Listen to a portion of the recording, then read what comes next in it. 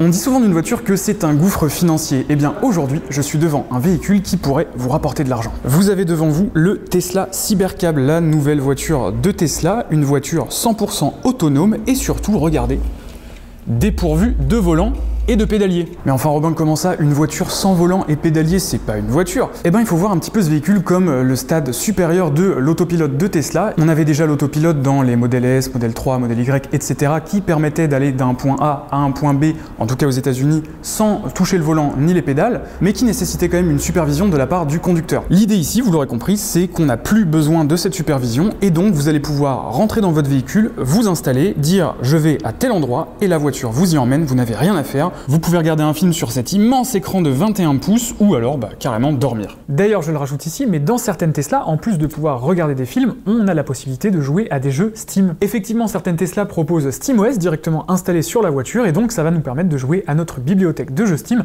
un petit peu comme sur un Steam Deck. Par contre, dans ces voitures-là, ça ne se fait qu'à l'arrêt, on peut pas le faire en conduisant, évidemment. Et là, dans le Cybercab, on peut se dire que même sur un long trajet, on pourra tuer le temps en jouant à Cyberpunk. Alors ici, c'est encore un prototype, mais on est a priori très proche de la version finale du produit.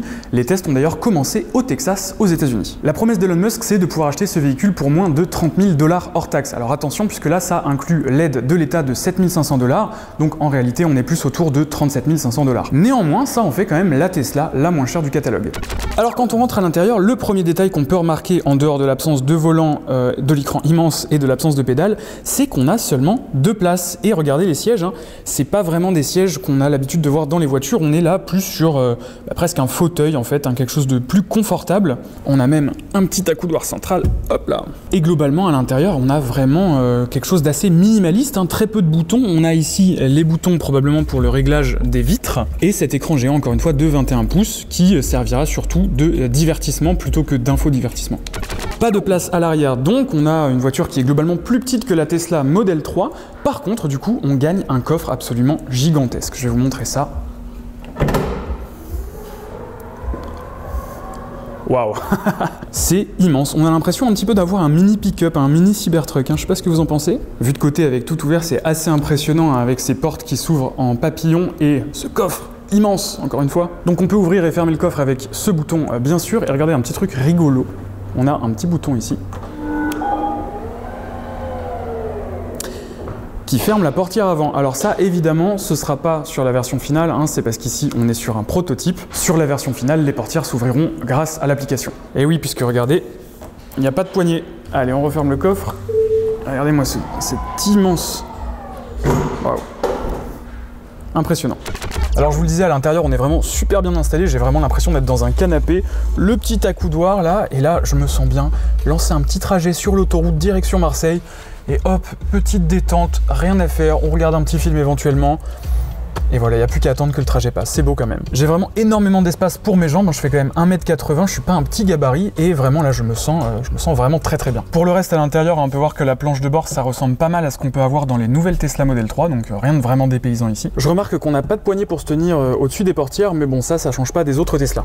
Même si Tesla annonce que leurs voitures sont 10 fois moins impliquées dans des accidents de la route que les autres marques de voitures, on a quand même des ceintures de sécurité, hein, faut pas rêver, parce que on peut toujours être la victime d'un autre usager. Et à propos de la sécurité, il y a un petit truc qui est assez intéressant, c'est que vu qu'on n'a pas de volant ni de pédale, en cas d'accident, on ne peut pas être tenu responsable et donc c'est Tesla qui sera responsable. Bon à savoir. Je vous l'ai dit, niveau interaction dans la voiture, c'est assez limité, on a très peu de boutons en dehors du coup de l'immense écran. On a quand même, regardé, une petite loupiote, hop, ici, hein, pour la lecture, c'est toujours pratique. Et on a également 2 petits ports USB-C pour recharger votre smartphone par exemple. D'ailleurs, vous pouvez le voir, entre les 2 passagers, du coup, il n'y a rien de spécial ici au milieu, et notamment pas de chargeur sans fil. Donc peut-être que c'est quelque chose qui arrivera sur la version finale, ou peut-être pas. Un petit mot sur les roues aussi, qui sont assez spéciales, hein, qui donnent vraiment un look aussi à cette voiture. On a ici un espèce de cover carrément aérodynamique, hein, puisqu'il n'y a aucune ouverture, c'est pas une jante comme on a l'habitude de voir sur d'autres voitures, c'est complètement fermé. Et regardez ici, on a également un espèce de cache qui se prolonge sur le pneu et qui donne vraiment une impression de pneus extrêmement fins.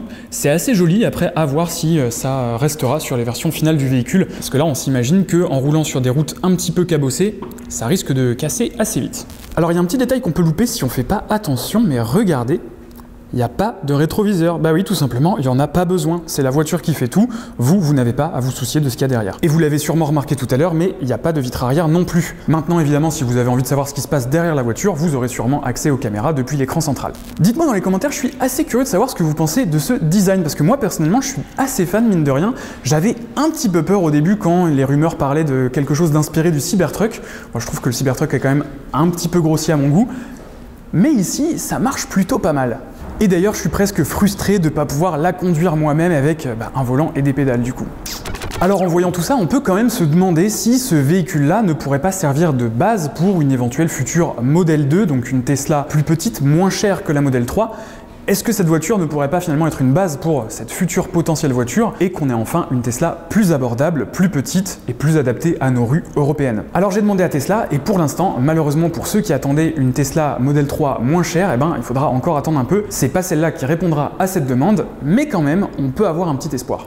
Alors je vous ai dit en introduction que cette voiture pourrait vous rapporter de l'argent et je rigolais pas parce qu'en fait cette voiture elle va proposer un service qui s'appelle Robotaxi qui est en gros une sorte de Uber automatisé, c'est-à-dire que vous allez avoir votre application Tesla, vous allez commander un trajet et la voiture va venir toute seule vous chercher et vous amener à l'endroit souhaité. Alors tout ça évidemment c'est un service qui sera payant et d'ailleurs Elon Musk annonce que ce sera moins cher au kilomètre qu'un bus par exemple. Et pour être un petit peu plus précis là-dessus, Elon Musk annonce que le bus c'est grosso modo $1 par mile alors que pour le Cybercab on serait plutôt à 40 cents. Et là où vous allez pouvoir gagner de l'argent, c'est que si vous êtes propriétaire de ce véhicule, eh bien vous allez pouvoir le mettre à disposition de la flotte de véhicules Robotaxi et ainsi vous allez être rémunéré. Une voiture qui rapporte de l'argent sans rien faire, c'est quand même un peu stylé. Et petite info intéressante là-dessus, évidemment Tesla prendra une commission sur ces trajets Robotaxi et cette commission elle devrait aller de 25 à 30%. Donc mettons que quelqu'un ait commandé un trajet qui utilise votre voiture et qui lui coûte 10 €, eh ben vous aurez 7 € pour vous et 3 € iront à Tesla. Mais de place, est-ce que c'est pas un peu limite pour un taxi? Eh ben Tesla nous annonce que 80% des trajets en taxi se font à 1 ou 2 seulement. Donc ce Cybercab / Robotaxi devrait remplir 80% des besoins pour ce qui est des taxis. Mais attention, c'est pas tout, puisqu'en fait, vous allez pouvoir par la suite ajouter des modèles S, des modèles Y, en fait toutes les autres voitures Tesla à la flotte Robotaxi. C'est une fonctionnalité qui devrait arriver par la suite via des mises à jour et qui permettra donc d'avoir une flotte Robotaxi un peu plus diversifiée qui pourra donc répondre à tous les besoins. Ça va donc des 2 places du Cybercab jusqu'aux 20 places possibles dans l'espèce de bus qu'ils ont présenté, dont j'ai plus le nom, en passant par exemple par la Tesla Model Y de 7 places. Voilà, on devrait pouvoir satisfaire pas mal de gens. Ce Cybercab, il devrait arriver en 2027. C'est ce qu'a dit Elon Musk et c'est également ce que m'a dit Tesla tout à l'heure quand je leur ai demandé. La production, quant à elle, commencerait en 2026, mais attention, parce qu'on commence à être habitué avec Tesla et surtout avec Elon Musk, les dates annoncées sont rarement respectées. Et puis dans tous les cas, tout ça, ça concerne essentiellement les États-Unis. Nous, en France et plus largement en Europe, la législation est pas prête pour accueillir des voitures qui sont dépourvues de volant et de pédales, donc il faudra encore attendre un petit peu le temps que les lois évoluent. Mais en théorie, si les lois évoluent assez vite, rien n'empêche l'arrivée de ce Cybercab en France pour 2027. Actuellement, en France, une Tesla Model 3 propulsion, c'est-à-dire le modèle le moins cher, c'est 40 000 €. Donc si on fait une estimation grossière, on peut en déduire que le Cybercab serait lancé autour des 35 000 €. Et ça, c'est sans bonus. Mais pour rappel, malgré un prix qui n'est finalement pas drastiquement moins cher que les autres modèles de la marque, comme la Model 3 ou la Model Y, il faut pas oublier que celle-ci, on va pouvoir la rentabiliser plus facilement. Si on la met régulièrement à disposition du service Robotaxi, on va se faire des sous. Maintenant, reste à voir à quel point ce sera rentable, ça c'est encore beaucoup trop tôt pour le dire, et surtout, est-ce que les gens auront confiance de laisser leur voiture emmener des inconnus d'un endroit à un autre? Perso, j'avoue que j'aurais un petit peu du mal à faire confiance, notamment en l'hygiène des gens. Vu qu'il y aura personne avec eux dans la voiture pour les surveiller, j'ai peur qu'il y ait pas mal de gens qui se sentent un peu libres de faire tout et n'importe quoi. Voilà, cette vidéo est terminée, j'espère qu'elle vous aura plu. N'hésitez pas, encore une fois, à me dire ce que vous pensez de tout ça dans les commentaires, ça m'intéresse, je les lis. D'ailleurs, n'hésitez pas à nous suivre sur Twitch, on est régulièrement en live sur ce magnifique plateau que vous avez derrière moi. Les liens pour nous suivre sur tous les réseaux sociaux sont dans la description. N'hésitez pas à laisser un petit like également, ça fait plaisir. Et quant à moi, je vous dis à la prochaine, ciao! Et abonnez-vous, j'ai failli oublier, abonnez-vous!